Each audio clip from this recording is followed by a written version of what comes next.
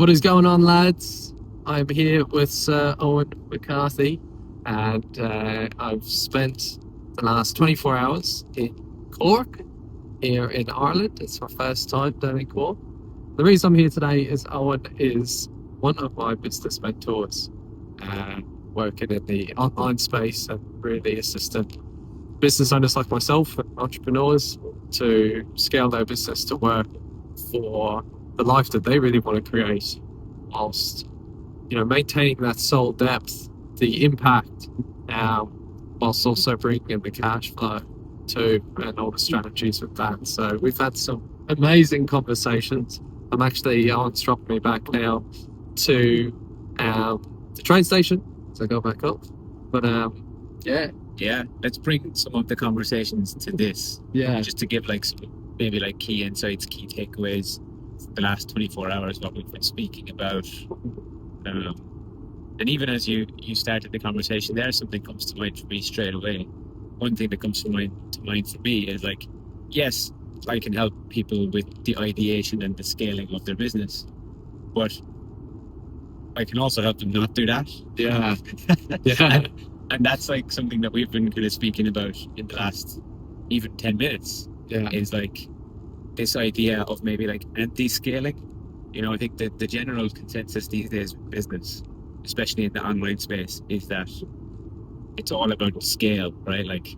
It's only good if it's scaled. It's only successful as long as it's growing and scaling. But I think there's a lot of people out there that could also do with not scaling, or downsizing, or finding the shoe that actually fits, finding the business that works for them and for the life that they want to have.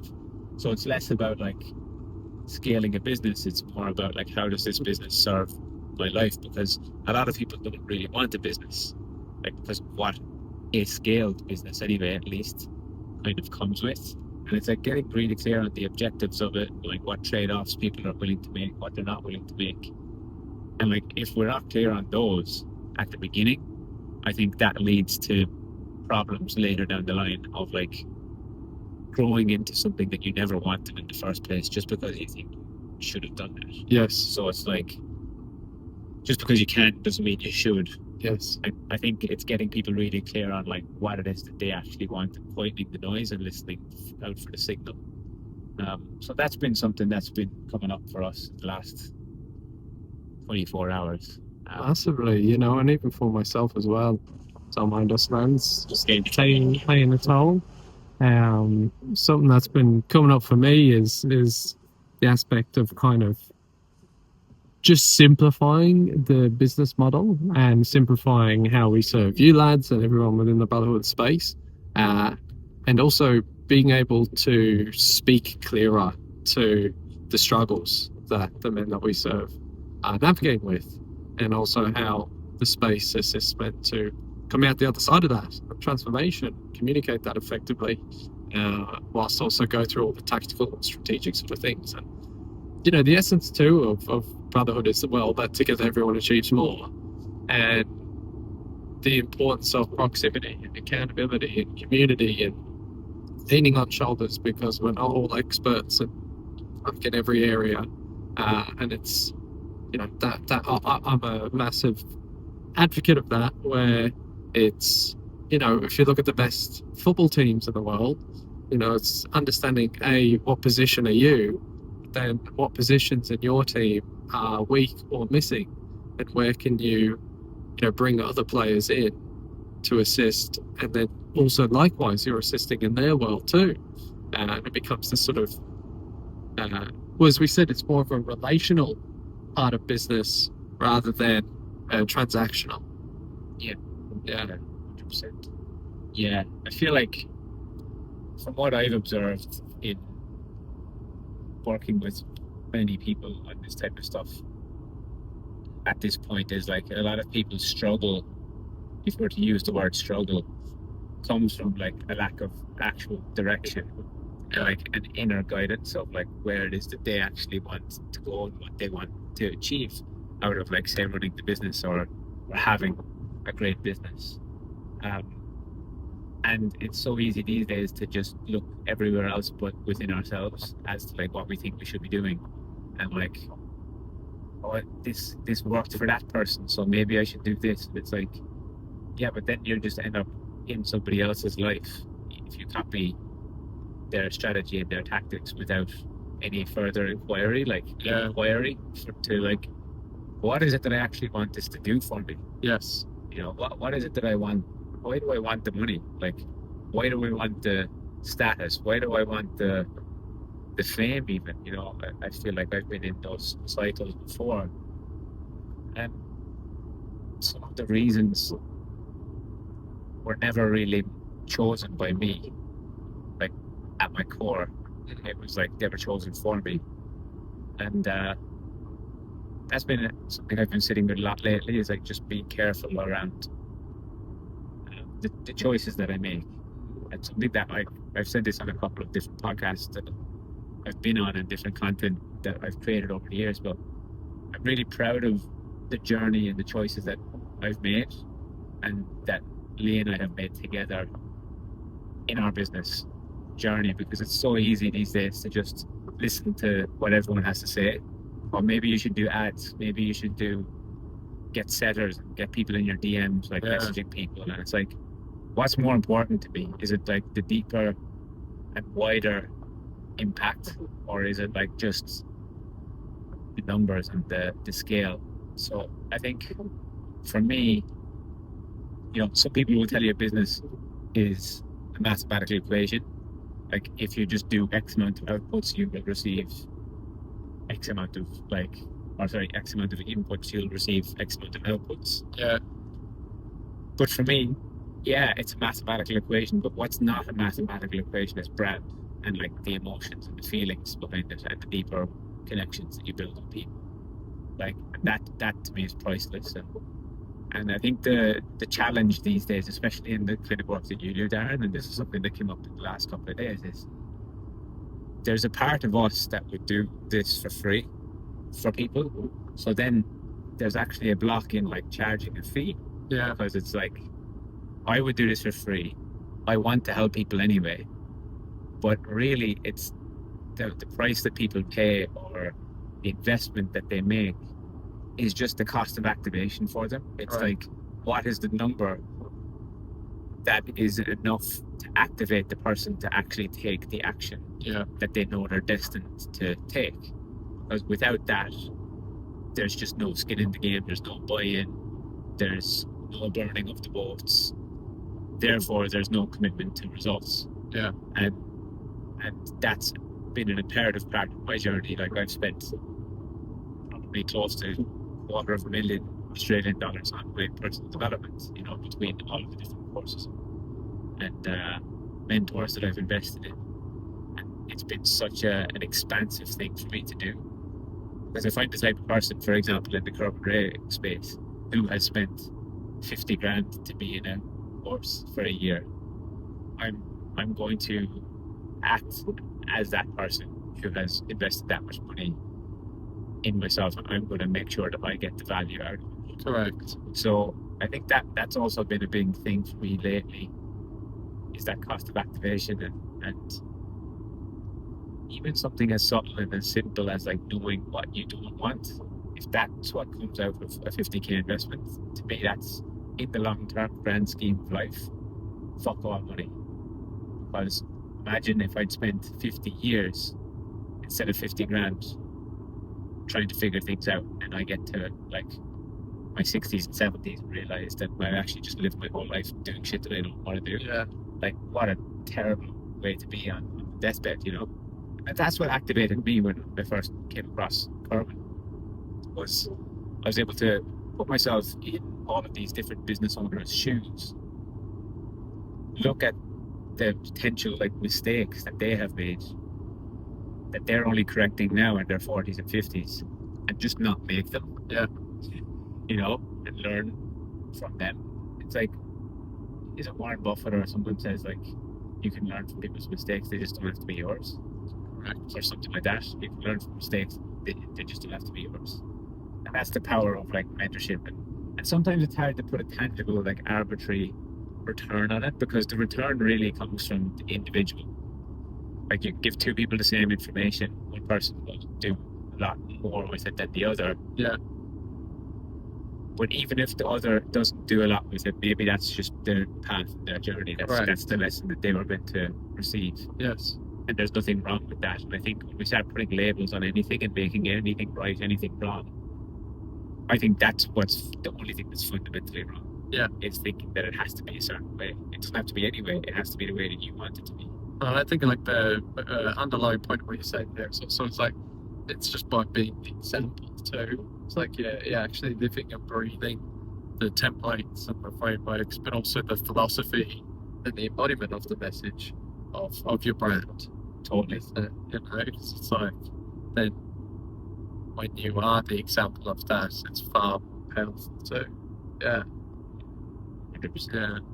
Yeah, because otherwise it doesn't really show that it works. You know? Yeah. Like, that's been something I've wrestled with and battled with over the years. It's like, we're creating this freedom business, and at times it hasn't felt free. Yeah. You know? Yeah. And yeah, there's a certain amount of money that needs to be made, and like, we need money to live. But not all money is good money. You know? Just because you can doesn't mean you should. Yeah. And you know, I think as humans, we don't actually need that much. You know, I think we've been kind of conditioned to believe that, like, unless you have a fucking Lamborghini, that you're not successful. Yeah. But like, I don't really know that many people that do have that stuff that are any happier day to day than I am. Correct. You know, it gets to a stage where it's like, it's just a car. It's just a thing. You know? Yeah. Like, it doesn't really have any mass. Like, I bought what I would consider one of my dream cars. Like, and I have it. It's in Australia. My girlfriend's sister drives it. She crashed it a few months ago, and it's like, I don't even fucking care. Yeah. Like, it's just a thing. You know, to me, what's much more important is how I get to spend every day. Yeah. Is there anybody that can tell me where I need to be? Do I feel obliged to be doing things? Is there like obligation in my life? Because I think that's actually one of the killers, is the obligation. Yeah. It's like, if I feel obliged to do stuff, that's just not a good way for me to live my life. Whereas if I feel inspired every day to wake up and do the work that I want to do, work with the people I want to work with, to me, that's a much better way of living. And I think it's like because we were talking about too, even for myself there, and my business is, or my life as well, is the understanding of like, what is the why behind it, and like what came through for me is just the idea of the little moments of walking into the bedroom and my girlfriend Fernanda's there with a big old smiley face, and not big, sorry, but the big smile on her face, and just the freedom to create more moments and memories for her and future family, and the freedom to do that whilst also creating and assisting in a way that is true to me, true to the creation of Brotherhood. And when you connect to that on a deeper level, and the clarity of what is an inspiring goal and targets, but that don't feel so out of reach. Like they push you enough to expand and grow, but it's I know even for me it was like set goals that are so far fetched that it can feel so distant, so far away. Whereas I think there's a natural flow-on effect, whether consciously or subconsciously, when you kind of chunk the goals down, as we did. Yeah, absolutely. And then it's just monitoring the goals. It's like, whose goals are these? Yeah. Are they even mine? Yeah. Like, or is it somebody else's? An expectation. Are they someone else's goals that I think that I just need to achieve because that's what will bring me love? Yeah, that's success. That's what success is. Or like, that's people will love me when I'm making X amount of money, or all of that. And a lot of people end up building businesses that make them money but cost them everything else. Yeah. And like, that is just the trade-off I'm not willing to make. So like, I'm optimizing the business now basically so that when I have kids, I get to have the autonomy to do whatever I want with them. I get to be there for all of the moments. I get to homeschool them. I get to have the options and choices that I want. And like the beauty of the modern day, especially if you've done any bit of work on yourself and you can help people get from one stage of life to the next, is that like that's a possibility with the power of the internet and personal brand. And like, you know, we have the opportunity to share even conversations like this on platforms like this. So why would we not do that? You know, like what is the opposite? Just not do anything and not make any contribution towards the world. Like, you know, we're not here to just be passive. You know, as much as the system and as much as the schooling kind of system sets us up in a way to be passive, I don't believe that we're here to do that. And if you have a gift, I think it's really important that you share it with the world. Yeah. And like how that is received by people is on them, not necessarily on us. And like I think that's another thing that stops a lot of people from ever kind of taking action, is like how the action is going to be perceived and how they will be received in whatever communities that they're currently in, right? Because a lot of the time people are used to a way of receiving and getting love, and them actually stepping into who they truly want to be and they feel like they are here to be could put that in jeopardy. And unfortunately that's what stops a lot of people from ever taking the first step. But then that's actually a super selfish way of going about life, you know, because we're only ever thinking about ourselves, how I'm going to be received. So it's like, it's just walking that line between not necessarily wanting to just help other people, but how can I embody a life that shows people what's possible for them? And that's been something that's come up for us as well for the last few days. One of my mentors, Dan, really shares that and talks about that quite a lot. It's like, it's not that you want to help people, because you can help people in 1,000 ways. And a lot of the time businesses these days are kind of built upon problems that people have. But like, why not just be the solution?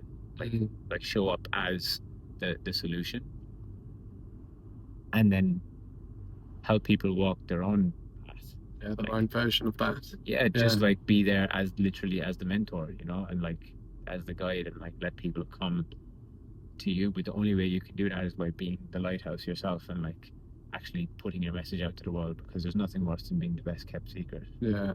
You know, which I have been guilty of. Yeah, I think a lot of talented people are guilty of that. It's like they're the world's best kept secret, and that doesn't help anyone, including themselves. Yeah.